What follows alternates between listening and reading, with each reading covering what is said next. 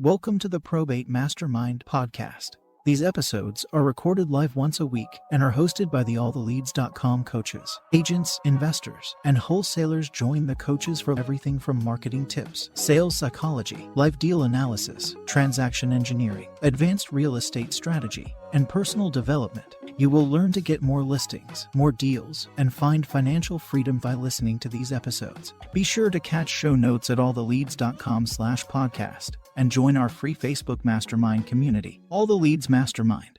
Welcome to all of our renowned real estate agents and investors from across the country. Today is Thursday, March 4th, 2021, and this is Role Play Podcast number 317. As y'all know, we are doing our Win of the Week series really indefinitely from now on. If you have a win you'd like to share, please do. While I'm waiting for people to log in, hit *6 and hit 1. We did have one. If you have a Win of the Week and you're not able to be on the call, send it to us. We did have one this week, and he didn't want to share his name because he's afraid he's going to create competition in his market. So I don't know, guys. Does that qualify? What do you think? So it's anonymous? It's Win of the Week. Win of the Week, yeah. Anyway, he called in and said, don't share my name or my market. But he said, I just got a call back from a letter. First conversation, I took the listing. I'll make $12,000 from that listing. This will make my third probate listing so far this year. And so far this year, I've made $24,000 from probate leads. And he said, I want to let people who say they can't afford $3,000 a year for leads know that they don't realize how much they could be making. And also, he wanted to share with us, he said, the mailings don't always result in calls, but when they do, one deal pays for many months of mailings. So I thought it was very well expressed. If we don't get a live Win of the Week, I guess we'll let that one stand. And I may have a more generic story to share later in the call, but let's get to the person who has been patiently waiting. And now we do have two people in the queue. So let's go to the first one up is phone number ending in 0068. You're up first. Good morning. This is Joe in California, and I come Joe. from a background of door knocking. And just recently, I'm picking up door knocking the probates, and I was wondering what your experience is with doing door knocking. I'll let Bruce answer that, but I'll tell you in college, I sold books door to door. Best experience for sales I could ever have. Knocked on doors for 80 hours a week, and after that, going into real estate, it was relatively easy. I'll just answer briefly, and then Bruce, please. I know you have more detailed follow-up. It's great if the heirs are local, but remember, have you actually tried it so far, Joe, or are you just considering trying it? No, I've been doing it. And you're knocking on the executor's door, correct? You're not knocking on the property door. That's correct. Okay. And obviously, you don't do it if they're not. You don't fly there and do it if they're not local. So, Bruce said first of all, we'd like to know what's your experience so far. What kind of results have you gotten?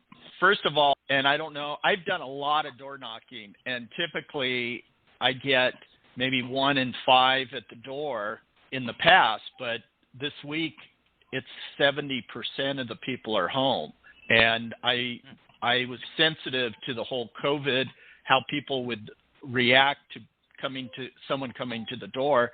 And what I've been surprised by is they're like happy to see me, for somebody to talk to.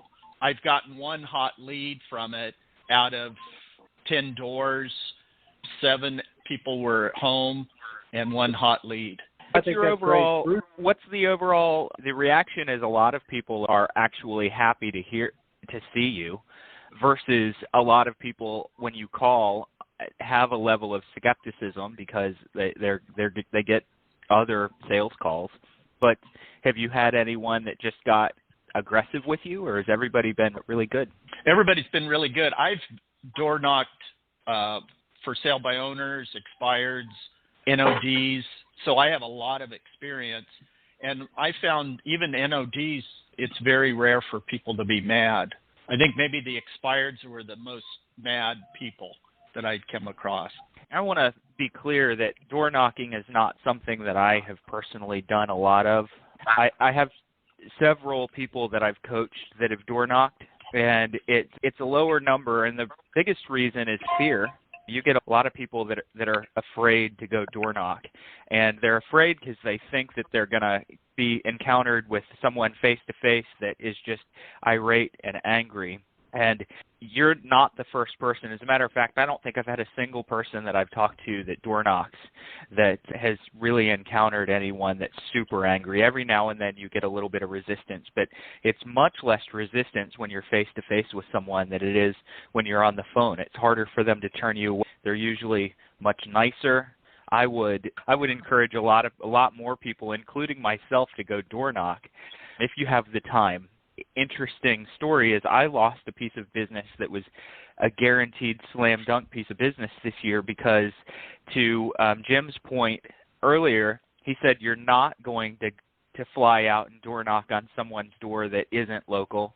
Somebody flew to Colorado. I live in North Carolina. Somebody flew to Colorado and knocked on the door of the PR and said, I was out here in Colorado and I saw that you lived here and I thought it would be worth making a little drive up the interstate, knocking on your door, and he listed with them.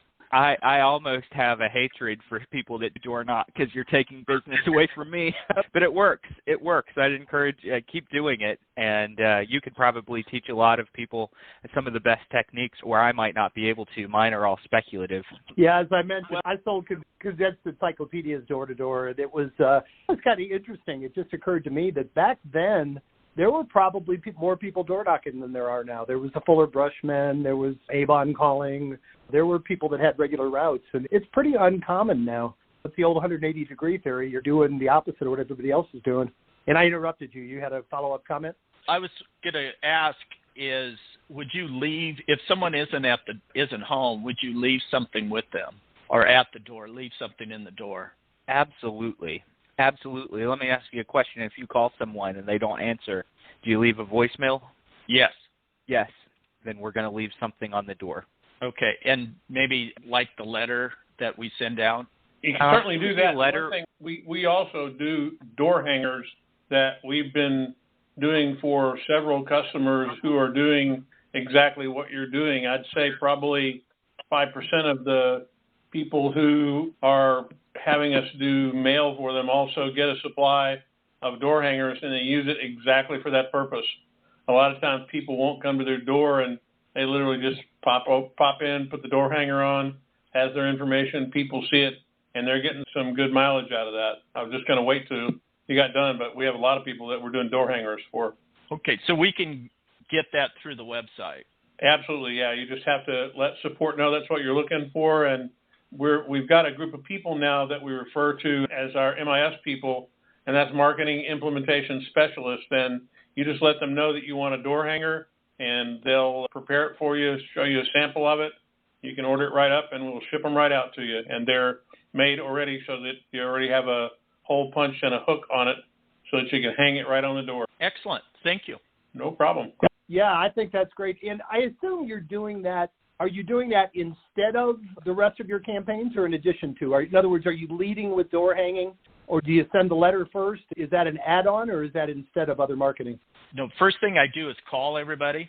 Okay. Number 2 is I send the letter out. And number 3 is I just started this week, but I'm going to go right away for the people who I didn't get a hold of. I'm going to go out and door knock.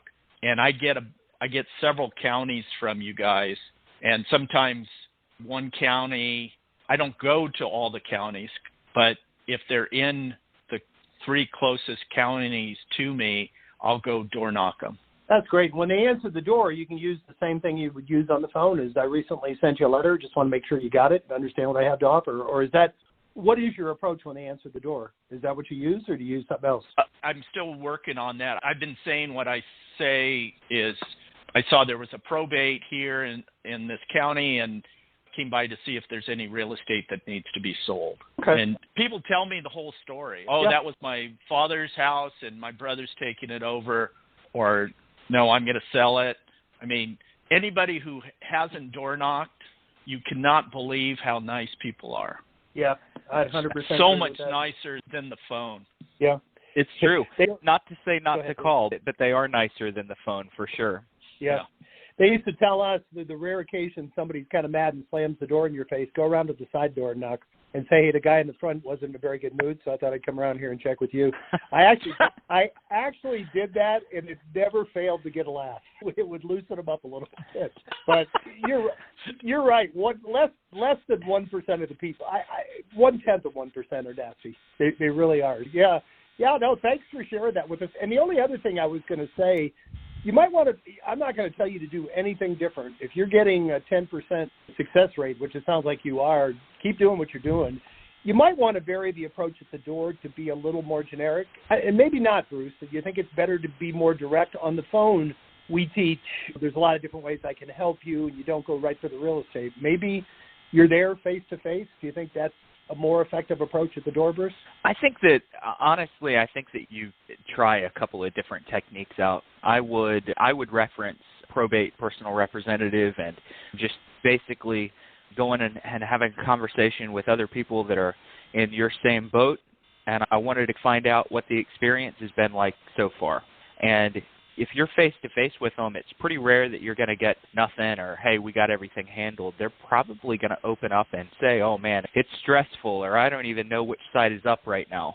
So I would just ask about their experience, I think. But if you're not getting any traction there, there's dozens of other strategies you could use when you're at their door, too. Okay, thank you. You know, thanks for bringing that up. I think we've only, in the 6 years we've been doing that's probably only come up a couple times. So it's good to hear you're taking the path of least resistance, and you're doing something most people aren't willing to do. So keep it up and keep reporting back the results. You know, we'll keep comparing. Thank you very much. Appreciate you sharing. All right, thank you. We only have 2 in the queue. We got plenty of room for more. Hit *6 and hit 1. In the meantime, next up is phone number ending in 3536. You're up next. Hey, how's it going, guys? This is Larkus here in Baltimore. Thank you for taking my call. I have a quick question. I have a portfolio of properties that I am co-wholesaling. I've sent them out to prospective buyers, and I haven't gotten any. No one actually bid. One investor actually emailed me, and the question was, and maybe you guys can interpret her response. She said, "Nice to meet you. Do you have these deals under contract?" Which I do. And then she said, "What's the story behind this portfolio of properties? We can help you move them, but we need more info. Give us a little background." So in other words, she was trying to not buy them. She was trying to get you to hire her to help advertise, it sounds like. What was the size of the investor group that you sent those out to? It was only about maybe 10. Okay. Are you a part of the RIA up there? I am not. Nope. Okay, you've got to go join RIA, Real Estate Investors Association. Join that. It's going to be a small, probably annual fee. Anyone who's a member also pays for a member rate for classes that they host. But honestly, joining in a RIA is the best and easiest way to meet seasoned investors that aren't all new in the game. That email that you got, to me, it sounds like someone who wants to wholesale a wholesale, which really doesn't exist. It sounds to me like they just want to step in, collect a marketing fee, which is ultimately what you're almost collecting by doing a wholesale. It's worth a conversation with her, but if she's not the investor or the buyer for you, then don't sign any kind of extra marketing fee. How well do you know your numbers? How do you determine that this was a good investment for you to get involved with? As far as co-wholesaling, they're using the qualifying ratio of 70% of the ARV. And the person who actually vetted these properties, they are taking $20K for their fee, wholesaling fee, and I think they're negotiating no more than $5,000 off of that. Not a lot of wiggle room negotiating. Mm-hmm. Yeah. So how did you guys determine ARV? I believe I wasn't the one who vetted these properties, but from what they were telling me, they were using a square footage. I think they were doing maybe $12 or $15 a square foot for each home, but for rentals. Okay. Yeah, to me, it's either not as good of an investment as they might have led you to believe, either that, or your pool of investors aren't legitimate. And the easiest way to fix that is just get in with the RIA up there. You can, over time, build up your pool of investors without a RIA, but that's the fastest way because they're already networked and they're already meeting with one another in those groups, and they have meetings weekly. In an area like you're in, I bet you could join in on a meeting a couple of times a week and build up that portfolio, and they'll let you, as long as you're a member, they'll let you advertise your properties inside of the group. And as long as they're good investments and it's a good deal, you will have no problem flipping that contract. Okay. All right.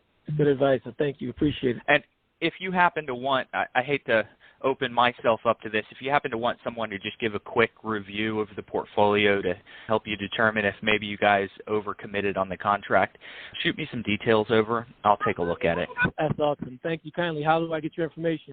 Oh, email me at bruce@alltheleads.com. Thank you kindly. Appreciate it, Bruce. Definitely. Thank you. Yeah, and hey, we only have one person in the queue, guys, there. Please jump in, hit *6 and hit 1. I wanted to add something to that. We haven't talked about it in a while. Whether you're a realtor or an investor, you really should be a member of your local RIA group. It's usually $100 or less per year. For realtors, you're going to pick up opportunities to list the properties after they buy and rehab them. You're going to pick up good deals. And for investors, my local group is about 500 members. It's funny, you go to a meeting and 5% of them are doing something. The other 95% are there to learn like you. But the ones that are doing something, first of all, the ones that aren't doing something are often they'll settle for a lower profit margin. So they might be somebody you could wholesale a deal to. And the ones that are doing something, you can learn a lot from them. The best way, I don't know a county in the country that doesn't have a RIA, but you can go to RIA.com or RIA.org. That's REIA. And you'll see a map. Just click on your county and go join one of those groups. It's time and money well spent. It's usually just a monthly meeting. I'll do that All today. right. Great. Appreciate it.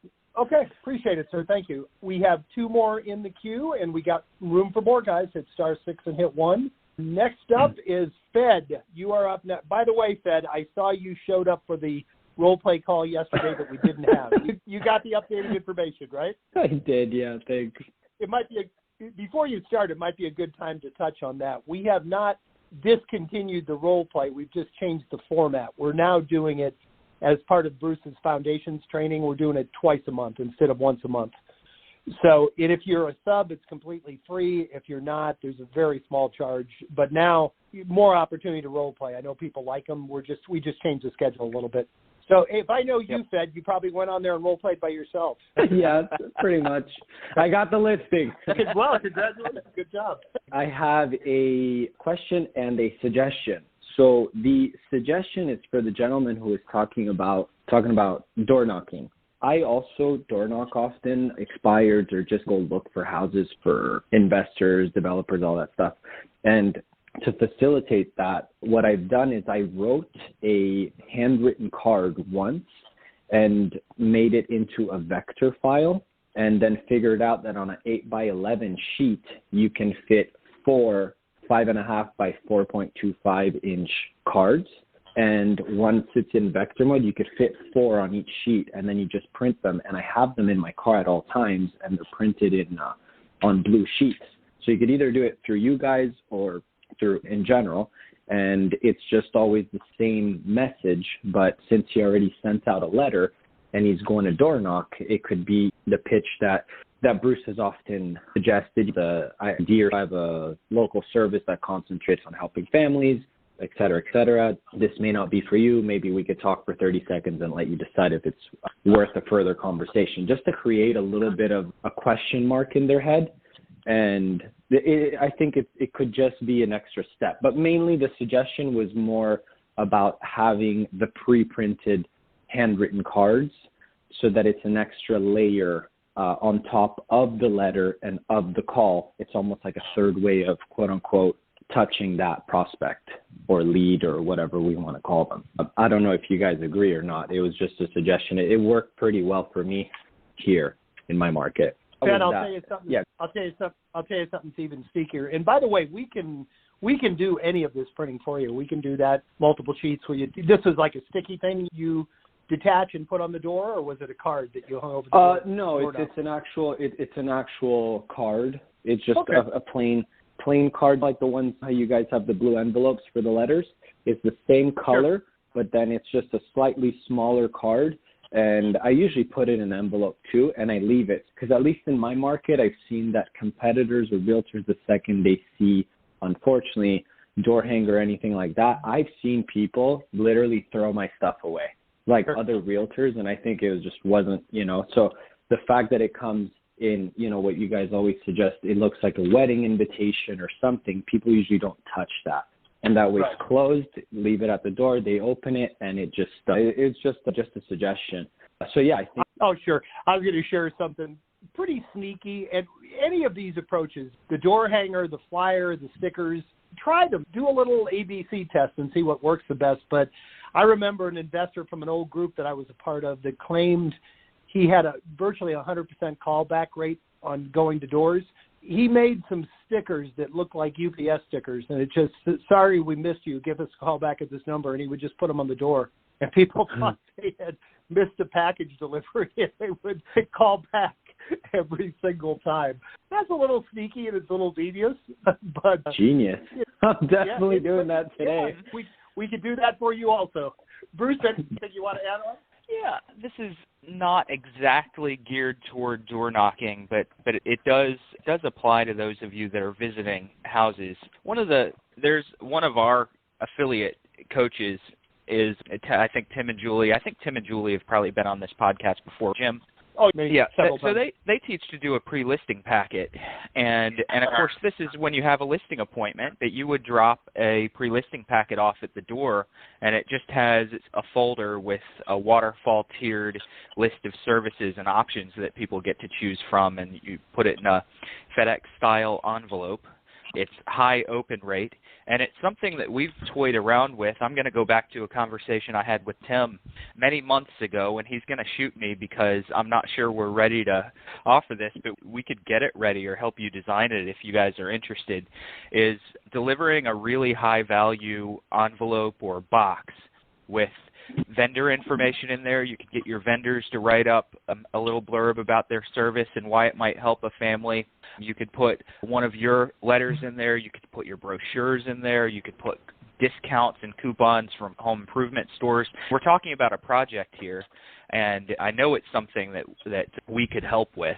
And if you're door knocking, you could always deliver that, and it's something that's high value. It's guaranteed to get open, because if they look and they see an envelope that's like a FedEx size on their doorstep, or even a box, you're going to get a lot of traction off of that, if you're door knocking especially. Bruce, are you saying ironically, I'm picking up, I ordered 30 PLPs last week. So are you then referring to perhaps modifying the pre-listing package into a probate version, or just maybe making one of the quote-unquote slides a probate? I think that you could modify the pre-listing package into a probate version, where what I would do if I were doing this is I'd make a lot of those waterfall tiered pieces of paper inside of the folder. I'd make a lot of them vendor specific. So I might have a vendor specific piece or piece of paper for my financial advisor, and another one for a contractor, and another one for a landscaper, and then of course one for me. And then maybe make another one of them that's a high-value content piece that might be something like the five mistakes to avoid if you're administering an estate. Put some discount codes, things like that in there, and it's going to work. It's going to work really well. I haven't proven it.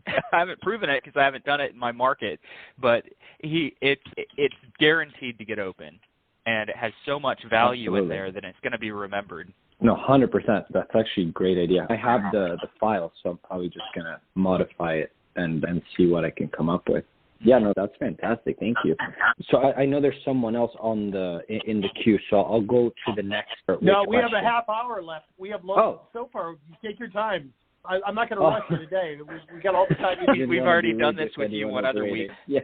The question someone contacted me yesterday and communicated that her mother was a service, like a caretaker for someone who passed away. and it looks like the person who passed away had outstanding bills with her. It looks like so the mother is trying to it looks like it's going into probate court, and the mother is trying to get her funds back. So they asked me, how do we go about even communicating this to the court? My answer was, but I said I would have to double check. I said I would likely send a letter to the executor, to the court, and to the attorney, and just certify it. Is there anything else that she would have to do to make sure that that at least the courts know that she needs to get paid once the probate is over? So this is Tim. You really touched on all three of them. You've got three places to send it. One is obviously to the court, directly to the judge in regard to the particular case or docket number once it's filed, and to the executor. The whole purpose of the executor is to consolidate those bills. Bigger question I would ask, though, is there a contract for the services? Are there invoices that can be provided? Because if not, you need to probably make sure that they gather them up and present them in a professional way to get that done. And the reason I say that is that all too often what an executor will find is that there are scam artists out there, and people will literally troll probate listings, the public notice of probate. They'll troll them, and they'll, in essence, try to put not a mechanic's lien, but a lien on the probate for it. And quite often, if it's small enough, the executor will just pay it. They'll write him a check for it and assume it was valid. And so now courts are getting smarter about that, and they're looking for good evidence and all of that, and a smart executor is going to be looking for that as well. And if you make it super easy and it looks very professional, it'll be much more likely to get paid quickly. Got it. Okay. Thank you. That makes sense. Yes. Follow-up question, Fed. You had a conversation with this person. Is this person the PR and also a creditor? No, the person who contacted, ironically, this is just a friend of mine who knows that I do probate, because I've spoken to her about it just to see if she or any family members is going through it, just making sure that they know I'm in this niche as well. And therefore, she called me. She said, hey, I'm so happy that you've been telling me about probate and this and that. This is the situation. My mom is going through this, that. What do you suggest we do so that she can make sure she gets paid? So that's more how it happened. This wasn't through one of the calls or letters. Got it. The great thing for her is this is the purpose of probate. It's one of the fundamental purposes is to give creditors a chance to collect their debts. So the personal representative's responsible for running ads in the newspaper for 3 separate weeks. There's going to be an address in there, and I would just go ahead and have those invoices sent to the attorney, to the PR, to the clerk. I would just kind of do a scatter shot if I was owed money on an estate, and that should really suffice. Now, if it's just a letter saying, hey, John owed me $10,000, it's probably not going to get approved. But make sure that there's some sort of a contract in place. Okay, and some invoices if they have them. Yep. Yeah, and even if they don't have them, it's not normal to do that, because a lot of times the caregiver profession is notoriously not well documented, and even if they don't have them, they should make them up. And I'm not saying falsify documentation.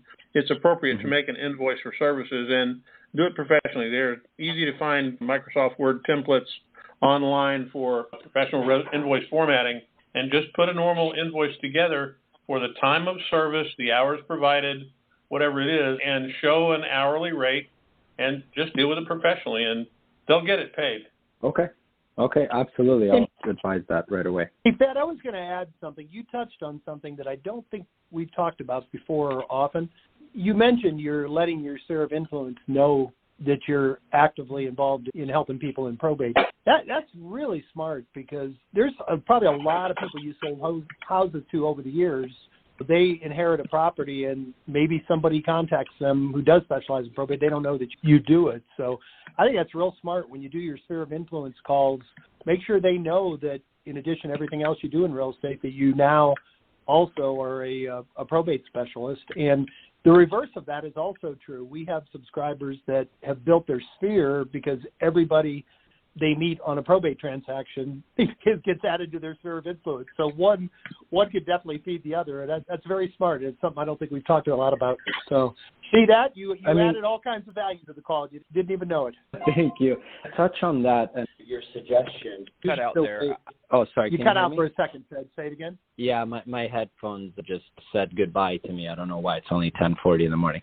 I was going to say, so usually the way I start to present this probate topic with clients is I just ask them, hey, how did you take title? I understand that you have kids or blah, blah, blah. And then I say, did you create a trust? And then they go over why do we need a trust and this and that. And then I say having one would likely avoid you going into probate and what's probate. And then from there, and then they say, oh, how do you know so much about probate? And then I said, I got certified in probate because so many families need help. And that's usually how that conversation starts.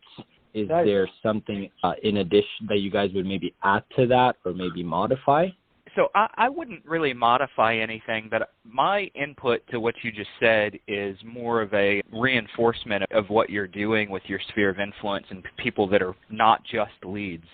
In the marketing world, and we never talk about this in the real estate world for some crazy reason, but they have what they refer to as sticky marketing, and sticky marketing is anything that you do that it sticks in the conscious mind of that consumer that you're dealing with. And it's one of the reasons why I encourage everyone who's prospecting or marketing in the real estate space to use specific examples of things that they can help with. Often you're so scared of using a specific example of what you're looking for because you think I'm going to eliminate the need of anyone that I'm talking to if I'm too specific. So I'll go so specific as to say, I just wanted to give you a call. Bob, you're a good friend of mine. I just wanted to give you a call because I'm helping a family that's going through probate right now. And they have a house that needs to be cleaned out, and it needs this and that, and I'll give some details on it, and then just say, hey, do you happen to know anyone that's looking for a property that might need to be flipped, or do you happen to know anybody else going through probate? And I'm making it really detailed, but that person that I'm talking to is never going to forget the request. Whereas if I just called and said, do you know anyone thinking about buying or selling a house, they're going to hang the phone up and forget I ever asked within 5 minutes. Yeah. So go ahead, Jim. No, I was going to add a little bit to that. I agree 100%, be specific. And I like what you're doing now, telling people that they should be in trust. And it's interesting statistic that anybody that has over $100,000 in assets should have a living trust, yet less than 5% of Americans have a trust. And two specific examples are Steve Jobs and Walt Disney. They were pretty intelligent, successful people. They both died and their properties had to go through probate. Part of Walt Disney's estate is still being fought with several of his grandkids, and he's been dead for 40 years. I like that you're telling them that you're trying to help them avoid these situations in the future. And so the combination of what Bruce said and what you're doing, I think, is an excellent approach. Good job. Thank you. And go ahead. When you're done, Tim had something he wanted to add also. Go ahead. Oh, Tim, you can go ahead. You can go ahead if you'd like.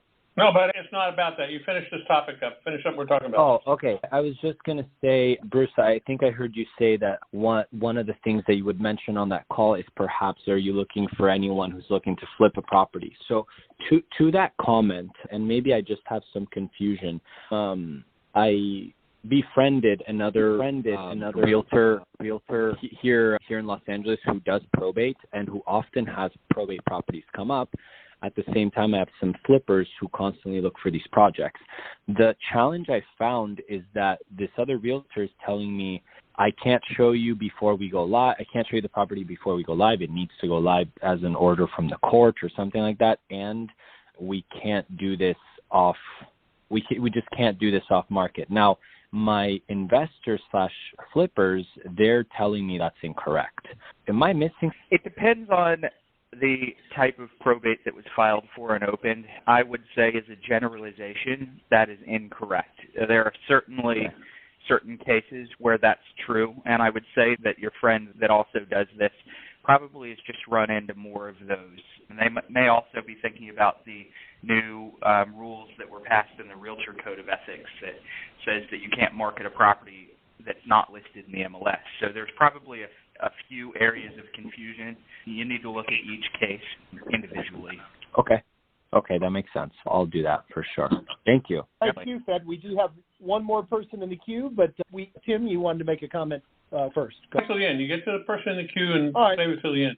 All right, sounds like a plan. And guys, we do have more room for more. Hit *6 and hit 1, please. You can be up next. Right now, the final person in the queue is phone number ending in 8511. You're up next. Hey guys, my name is Eric here in Los Angeles. Been with you guys for a couple of months now. And I got to say, I've been in real estate for about 16 years. I've never really prospected probates and all this other stuff. They just come just from geographic farming and sphere of influence. But I've done some mail outs. I don't really have a system for calling and go after attorneys.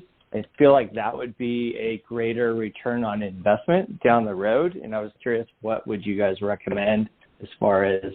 So, Eric, attorneys are probably a longer play than the personal representatives themselves. You don't often get as many of them signed up, so to speak, for your services as you do the personal representatives. But when you do, they're generally good for a couple of deals a year, sometimes more. The big players are good for more, but they have more people that are going after them, where the smaller attorneys don't have many agents or investors prospecting them or pursuing them. They might not give as much business, but they're a little easier to land. All in all, I think that your overall probate approach needs to be focused on the leads first and attorneys second. Even though in 5 years, I would hope that you get as much business from the attorney as you do from the leads. It's just not going to happen on day one. It's just a slower build with attorneys. Now, one of the ways that you can go about getting attorneys is go to the sources of who refers attorneys the most. And we know that probate attorneys are typically also estate planning attorneys, and often they get the bulk of their referral business from financial advisors. So what I'm doing is I'm leveraging my relationship with financial advisors, and I'm offering them free marketing and different things like that inside of my campaign. And in return, I'm asking them to connect me through text, email, phone, face-to-face introductions. I'm asking them to connect me with the attorneys that they refer. And that's a great way to get a warm introduction to an attorney who could really support your business in the long run. Okay. Let me ask you, with the leads that we're getting, I know they say probate leads.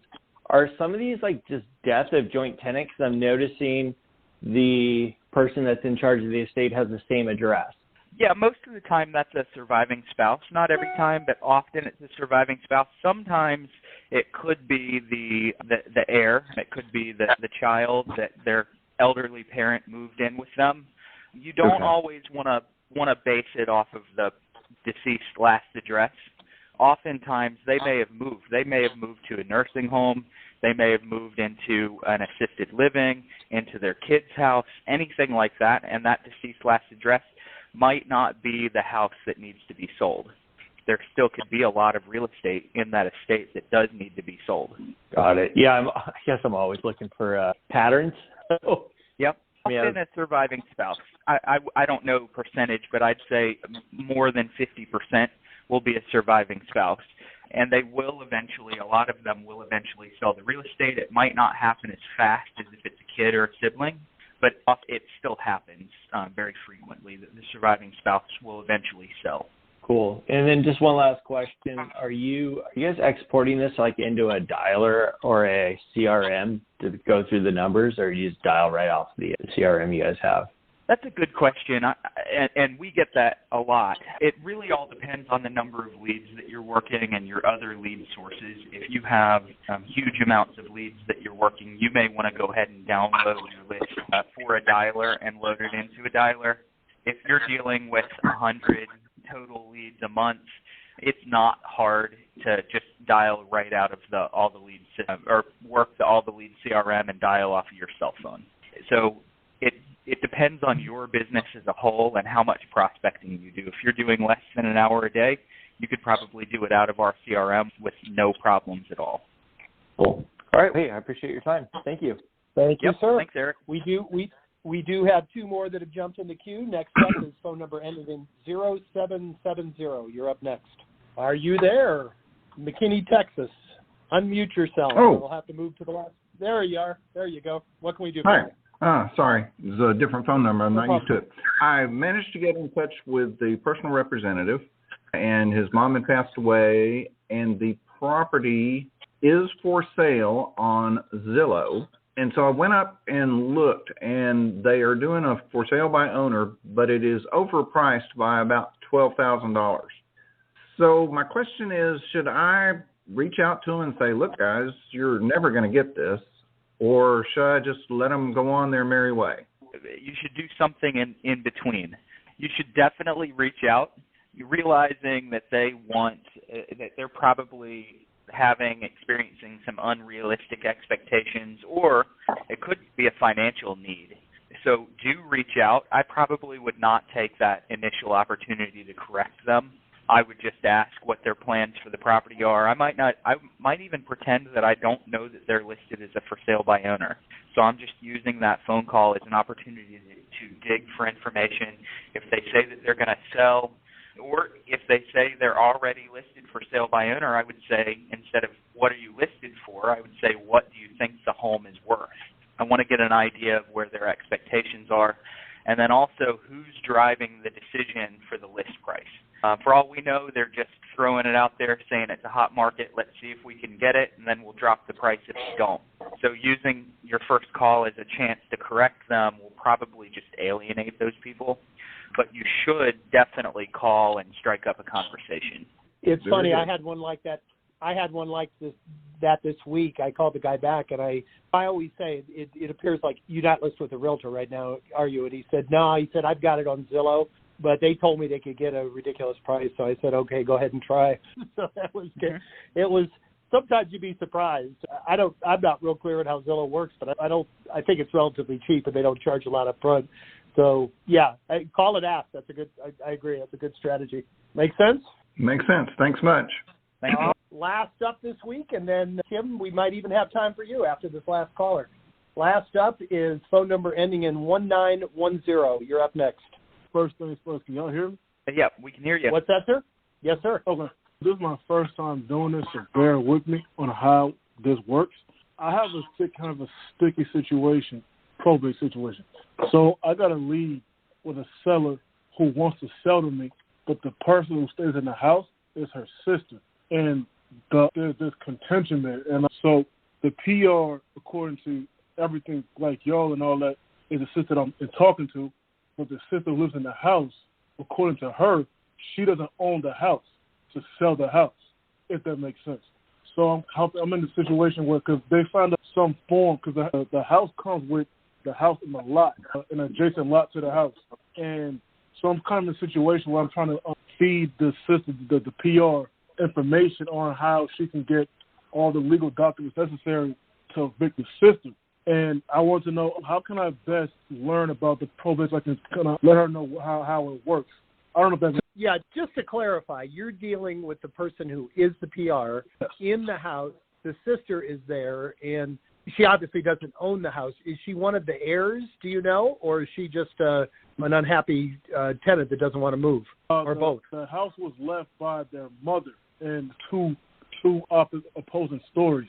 But according to paperwork and according to you guys, I guess ATL, all the leads, the sister that I'm talking to is the PR, and she has all the information. So I had her talk to one of my partners, and we talked about how she needs to get the quitclaim deed. Would y'all agree with that? Only if the sister that's living in the house is willing to do that. It doesn't sound like... No, not the sister in the house, the PR that I'm talking to. Yeah, who's she going to quit the claim to, though? Yeah, but it's the sister in the house that would have to quit her claim. And if she's not willing to do that, then... Bruce, go ahead.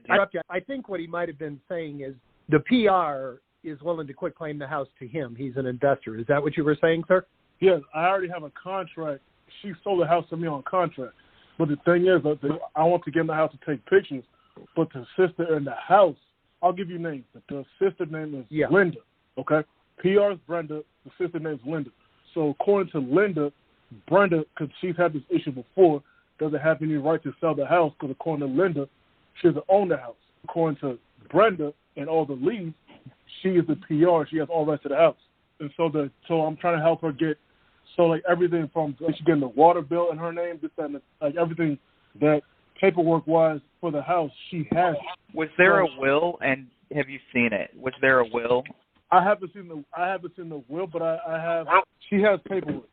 She has paperwork. She showed me it, and she told me about it. But my thing is, like, her move. Go ahead. So she has paperwork. She's the personal representative with letters testamentary. Yeah. But we don't know who the house was left to. Just because she is the personal representative does not mean that the sister owns no piece of the house. Personal representative just means you administer the estate. And if the other heirs are not willing to sell, then you need to go to mediation, or you need a third party involved to communicate with everyone and find out what they want. So in this case, you have two sisters that one sister is saying, hey, she sold you the house. She didn't have a right to sell you the house, when in reality, we don't know which one of them is correct. Is there an attorney? Is there an attorney involved in this deal? The PR has an attorney. Linda, the sister, had one, but he quit on her. Well, who filed the probate? Did the family do it themselves, or was there an attorney that filed the probate? That I don't know. I want to say the attorney did, though. Because I would probably call the attorney and try to just get it sorted out, who is where and who owns what. In any case, I would be reluctant to take title to a house with a disgruntled tenant in there, especially with what's going on with COVID. You may have a property you can't do anything with for a long time. So I would find that out first. What from the attorney, make sure that the PR owns it, make sure that whether the girl is an heir or not. And then I would try to, if it's a good enough deal for you, see if you can bribe her to get out of there. Give her a few $1,000s if you have to, relocate her. That's what I was saying, because the kicker is the fact that it's actually two sisters in the house. It's one adopted one, and Linda, her blood sister. Her blood sister is Linda, and an adopted sister who lives in there. Linda just recently moved into the house with her adopted sister from across the street. Wow. Exactly. And so they could just go right back across the street. And they've had this issue before. I guess trying to come in and look at the house, and then the sisters in there scared them off. I'm not really. Yeah, no matter how you do it, I would start with a conversation with the attorney. And myself, I wouldn't close on that house until it was vacant. So however you got to accomplish that, you know what I mean? If it's a good enough deal, you can if it's a good enough deal and anybody who's in there is getting money, that's an incentive. But if they're not, you may have to give them a few $1,000s they wouldn't have otherwise, and help them, give them first, last, and a month's security and for another property. But I think the place to start is with the attorney and really make sure who has an interest and who's an heir and who isn't. Call us back after that if you need more help with this deal. Oh, for sure. Okay. All right, thank you. And Tim, it's nobody else in the queue. You had some closing thoughts or something you wanted to mention? Well, I really just wanted to ask Bruce to take just a moment, Bruce, and update the people on the call, particularly our subscribers, in regard to what we're doing with Foundation. Some of them may not have seen their email and all of that, and I said this on the last call. I'm going to say it real quick, and then I'll flip it to you. Make sure that you have made it that your email can receive messages from alltheleads.com. Oftentimes, stuff gets dropped into spam filters and other things, or you ignore it, and we are making a lot of very positive changes, adding to the value of your subscription, and you need to be following along so that you do, in fact, know what's cooking and you're able to take good advantage of all the cool stuff that we're doing. And if you're not getting our emails, that's not happening. We also had some folks that jumped on the role play call yesterday, even though we had announced that we were making some changes there. So, Bruce, just take a second and verbally walk through that, and then we can call it a day. But just let people know about Foundations a little bit. Yep. So essentially what we're doing is almost every single week on Wednesdays, we're going to be rolling out a series of Foundations classes, generally the 5 or 6 topics that I run into the most on my coaching calls. And these 5 or 6 are covered on 90% of the one-on-one coaching calls that I do. So we're taking those, and instead of having to wait for an entire month to have another call with me, or sometimes longer if my schedule's booked out, you can join on the first and third Wednesday of each month at 2 p.m. Eastern Time, a Foundations class. It's a couple of hours long, and yesterday was our first one. For those of you that did have some trouble with that yesterday, we apologize. We'll get you the recording, and we'll also host it again in 2 weeks. So the first and third Wednesday of each month at 2 o'clock Eastern. And then on the alternating weeks, the second and the fourth Wednesday at 1 p.m. Eastern, we're doing about an hour and a half long role play call. All 4 of those classes, whether it's the role play or the foundations, they're all going to be held on Zoom. So make sure that you have Zoom downloaded on your phones or computers when you try to get in. And if you want to join those, you do need to register ahead of time. We have some Zoom limits on the number of people that can join, and I just want to make sure that you've registered. And at the moment, that's free for our subscribers. If you are not a subscriber, be listening out as I work through a couple of the kinks that we discovered yesterday. That will be available to you that are not subscribing. You can join those classes. There will be a small fee, but it's very much worth it. Perfect. Great, man. That's great. I appreciate that. And I just think we needed to let everybody know that not only that, but you're going to be seeing a lot more.